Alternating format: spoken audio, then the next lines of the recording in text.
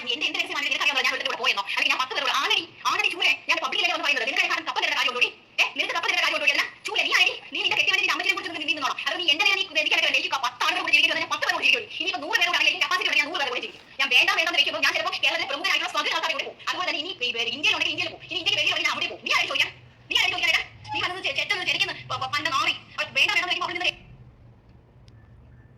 നല്ല സംസ്കാര സമ്പന്നയാണെന്ന് തോന്നുന്നു. ഹായ് ഹലോ നമസ്കാരം, എല്ലാവർക്കും താരൂസ് വേയിലേക്ക് സ്വാഗതം. മൊത്തം പ്രശ്നങ്ങളാണ്.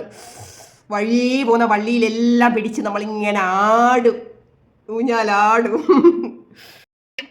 ഏകദേശം നീ എഴുതി തന്ന പത്രത്തിന്റെ വാല്യൂ എന്താണെന്ന് ഞാൻ നിനക്ക് നന്നായിട്ട് കാണിച്ചു തരാം. അതുപോലെ തന്നെ ഞാൻ നിനക്ക് എഴുതി തന്നെ പറഞ്ഞത് 200 രൂപ പത്രത്തിനകത്ത് ഒരു കാലത്ത് ഞാൻ നിന്നെ ശല്യപ്പെടുത്തില്ല എന്ന് പറഞ്ഞ് ഞാൻ നിനക്ക് എഴുതി തന്ന പത്രം 200 രൂപ പത്രം കൂടി നീ കൊണ്ടുവരണം എനിക്ക് കേട്ടോ. കേസ് വരുന്ന സമയത്ത് നീ അതും കൂടി കൊണ്ടുവരണം. അതുപോലെ അരുൺ രാജ് കമന്റിനകത്ത് അരുൺ രാജിന്റെ ഐഡി എടുത്ത് അത് ഞാൻ നമ്പർ സഹിതം പോലീസ് സ്റ്റേഷനിൽ കൊടുത്തിട്ടുണ്ട്. അത് നിനക്കും വരും, നീയും വരണം. നീ ഞാനും തമ്മിലുള്ള ബന്ധം എന്താണ്, നിന്നെ ഏത് രീതിയിലാണ് ഞാൻ നിന്നെ അങ്ങോട്ട് കോൺടാക്ട് ചെയ്തത്, ഇങ്ങനെയുള്ള എല്ലാ ഡീറ്റെയിൽസും എന്റെ പൊന്നു മോൻ കൂടി കൊണ്ടുതരണം. ഇനിയിപ്പോൾ 100 പേരോടാണെങ്കിൽ എനിക്ക് കപ്പാസിറ്റി വരെ ഞാൻ 100 പേരെ കൂടി ചെയ്യും. ഞാൻ വേണ്ടെന്ന് വെക്കുമ്പോൾ ഞാൻ ചിലപ്പോൾ കേരളത്തിലെ പ്രമുഖരായിട്ടുള്ള സ്വന്തം ആൾക്കാരെ കൂടെ പോകും. അതുപോലെ തന്നെ ഇനി ഇന്ത്യയിലുണ്ടെങ്കിൽ ഇന്ത്യയിൽ പോകും ഇനി ഇന്ത്യക്ക് വെളിയിലുണ്ടെങ്കിൽ ഞാൻ അവിടെ പോകും. നീ ആരും ചോദിക്കാനായിട്ട് നീ വന്നത് ചെറ്റത് ചെരിക്കുന്ന പണ്ട് നാറി വേണ്ടെന്ന് വെക്കുമ്പോൾ അവിടെ നിന്ന് നിനക്ക് 24 വയസ്സുള്ള ഈ സൗമ്യ നവാസെ ഇനി നീ നോക്കിക്കോ. ഈ സ്ക്രീൻഷോട്ട് എടുത്ത് വെച്ച് ഇപ്പൊ ഞാൻ പറയുക ഈ സൗമ്യ നവാസെ നീ എഴുതി തന്ന രേഖ ഉൾപ്പെടെ ഞാൻ കൊണ്ടുവന്ന് വനിതാ കമ്മീഷനിൽ കേസ് എറണാകുളം മാർക്കറ്റിൽ അറിയാൻ വയ്യാത്ത ആൾക്കാരൊന്നും വരണേ അല്ല. ഇന്നലെ ഒരുത്തിന് ടീം നടക്കുന്ന കണ്ടു എറണാകുളം മാർക്കറ്റിൽ അറിയത്തില്ല എറണാകുളം മാർക്കറ്റിൽ എന്നെ കുറിച്ച് ഒന്ന് വന്ന് തിരക്കണേ, നിങ്ങൾ ഒന്ന് വന്ന് തിരക്കിയെന്നോ അന്വേഷിച്ച് അറിയണേ. ഞാൻ ഇവിടുന്ന് ഈ കണ്ട ഇത്രയും ആൾക്കാരുടെ കോടിക്കണക്കിന് രൂപ കൊണ്ടാണ് ഞാൻ മുങ്ങിയത്.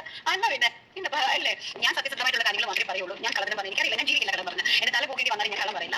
അപ്പം ഞാൻ പറയുന്നത് അത് മൊത്തം എറണാകുളം മാർക്കറ്റിൽ നിന്ന് കോടിക്കണക്കിന് രൂപ പറ്റിച്ചിട്ടാണ് സൂറത്തിൽ വന്നിരിക്കുന്നത് കേട്ടോ. കോടികൾ ഒരു കോടിയല്ല, ഒരു 3-5 കോടി പറ്റിച്ചിട്ടുണ്ട്. ഇനി സൂറത്ത് മാർക്കറ്റിലും ഒരുപാട് പേരെ പറ്റിച്ചിട്ടുണ്ട്, ഒരുപാട് ഏജന്റുമാരെ പറ്റിച്ചിട്ടുണ്ട്. അവരെ പറ്റിച്ചും ചതിച്ചും വഞ്ചിച്ചും വെള്ളവന്റെയും കൂടെ കിടന്നുമാണ് ഇവിടെ വരെ എത്തിയത്. ഇനിയും അങ്ങനെ തന്നെയാണ് പോകുന്നത് കേട്ടോ. ഓക്കെ, ഇതേപോലെ ഒന്നും എഴുതിക്കാനായിട്ടില്ലല്ലോ, എഴുതില്ല. അപ്പോൾ പ്രത്യേകിച്ച് പുള്ളിക്കാരി പറയുന്നുണ്ട്, ഒലിവിയ ഡിസൈൻസിൻ്റെ ബിസിനസ് കാണുമ്പോൾ പുള്ളിക്കാരിക്ക് കണ്ണുകടിയാണ്. അപ്പോൾ അതിനെ തകർക്കാൻ വേണ്ടിയിട്ട് ഇറങ്ങിക്കാണ്. അതായത് 18 വർഷമായിട്ട് അവർ വളരെ കഷ്ടപ്പെട്ട് പടുത്തുയർത്തിയ ഈ ബിസിനസ് സാമ്രാജ്യം ഈ പുള്ളിക്കാരി തകർത്ത് എന്തൊക്കെയോ ചെയ്തു കളയും എന്നൊക്കെയാണ് പറയുന്നത്. നമുക്ക് കാത്തിരുന്ന് കാണാം. പക്ഷേ പുള്ളിക്കാരിക്ക് ഭയങ്കരമായ കുറേ കഥകളൊക്കെ ഉണ്ട് കേട്ടോ. കഥകൾ എന്നൊക്കെ പറഞ്ഞാൽ വിശാലമായ കഥകളാണ്. ഇനിയുള്ള ദിവസങ്ങളിൽ നമ്മൾ കഥകൾ ഓരോന്നായിട്ട് റിലീസ് ചെയ്യും. ചമ്മ ARS കുർത്തീസിൻ്റെ ഓണറിൻ്റെ വോയിസാണ് നമ്മൾ കേട്ടത്. പക്ഷെ ഓണറിനൊരു ഭീഷണിയുണ്ട്. ഓണറിനെ കുറിച്ച് ആരെങ്കിലും വീഡിയോ ചെയ്താൽ അപ്പോഴേ ആത്മഹത്യാ ഭീഷണി മുഴക്കി കളയും കേട്ടോ. പെട്രോൾ ഒഴിച്ച് ഇപ്പോൾ ആത്മഹത്യ ചെയ്യും. ഇതൊക്കെയാണ് ഭീഷണി. അതാണ് പ്രശ്നം കേട്ടോ. അതുകൊണ്ടാണ് ഫേസ് നമ്മൾ കാണിക്കാത്തത്. അപ്പോൾ നമുക്ക് സമൂഹത്തിന് വളരെ വിപത്തായിക്കൊണ്ട് ഇരിക്കുന്ന ഈ കൃമികീടത്തിന് നമുക്ക് തുടച്ച് നീക്കണ്ടേ, ഡെറ്റോളൊക്കെ ഒഴിച്ച് തുടച്ച് നീക്കണ്ടേ.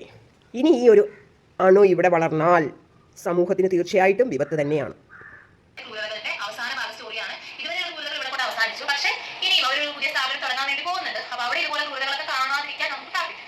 അപ്പോൾ കഴിഞ്ഞ ഭാഗത്ത് ഇൻസ്റ്റാഗ്രാം അക്കൗണ്ടിൽ നിന്ന് സൗമ്യ എന്ന് പറയുന്ന പെൺകുട്ടിയുടെ ഇൻസ്റ്റാഗ്രാം അക്കൗണ്ടിലോട്ട് ഒരു ഓട്ടോമാറ്റിക് മെസ്സേജ് എന്ന് തോന്നിപ്പിക്കുന്ന രീതിയിലുള്ള ഒരു മെസ്സേജ് പോയിട്ടുള്ളതാണ് ലാസ്റ്റ് സ്റ്റോറിയിൽ നിർത്തിയത്. അപ്പോൾ അത് അവൾ വലിയ കാര്യമൊന്നും ആക്കിയില്ല, അറിയാതെ വന്നതായിരുന്നു വിചാരിച്ചു. പക്ഷെ അതിനുശേഷം ഈ വിയാസ് ഇൻസ്റ്റാഗ്രാമിൽ റീൽ പോസ്റ്റ് ചെയ്യാനിടയായി.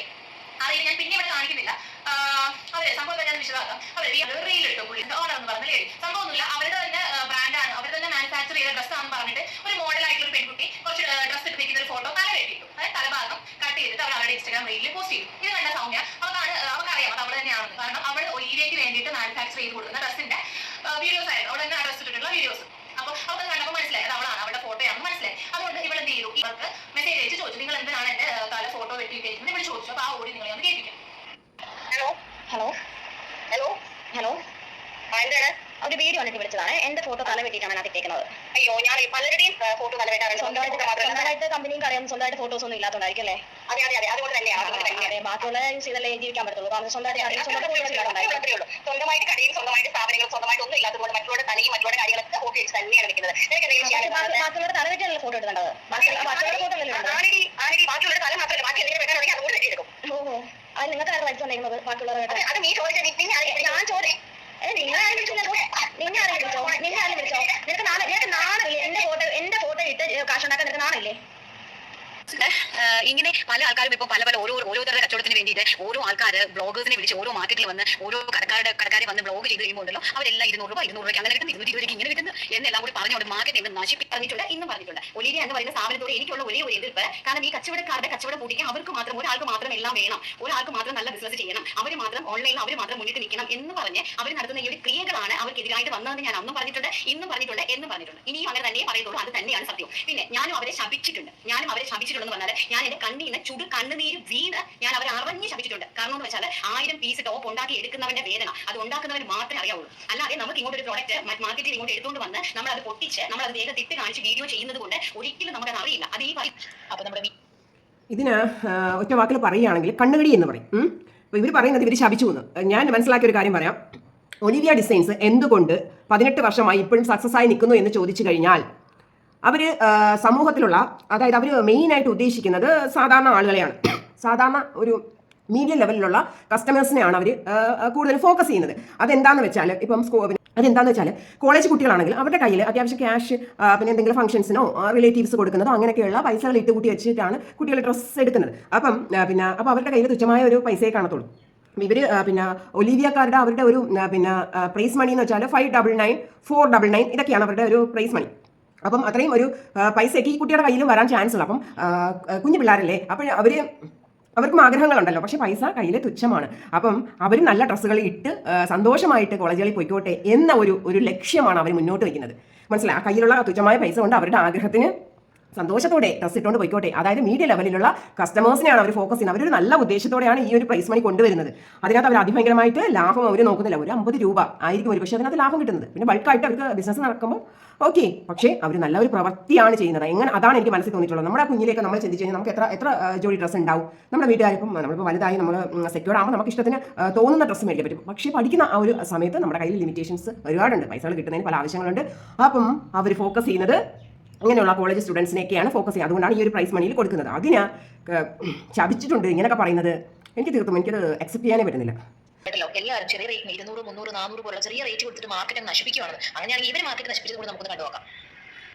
ഹലോ, അവരുടെ സൂറത്തില് RTT മാർക്കറ്റിലാണ് ഇവിടെ നമുക്ക് ഒരുപാട്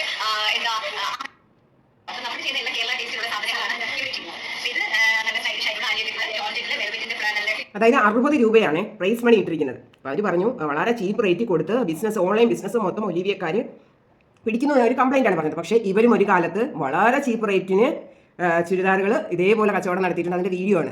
അപ്പോൾ ഞാനിത് ഇവിടെ കാണിക്കാത്തതെന്ന് വെച്ചാൽ കൊച്ചമ്മയ്ക്ക് ഇച്ചിരി ഭീഷണി സ്വരമൊക്കെ ഉണ്ട്.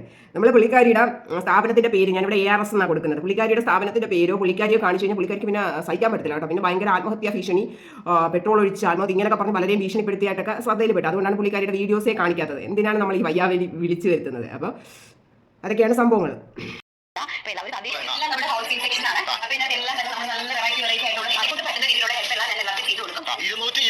രൂപ ഹോൾസെയിൽ റേറ്റ് ആണ്. അത് ചേച്ചി വിശ്വസിച്ച് ഏൽപ്പിച്ചാൽ ചേച്ചിക്ക് പണി തന്നു.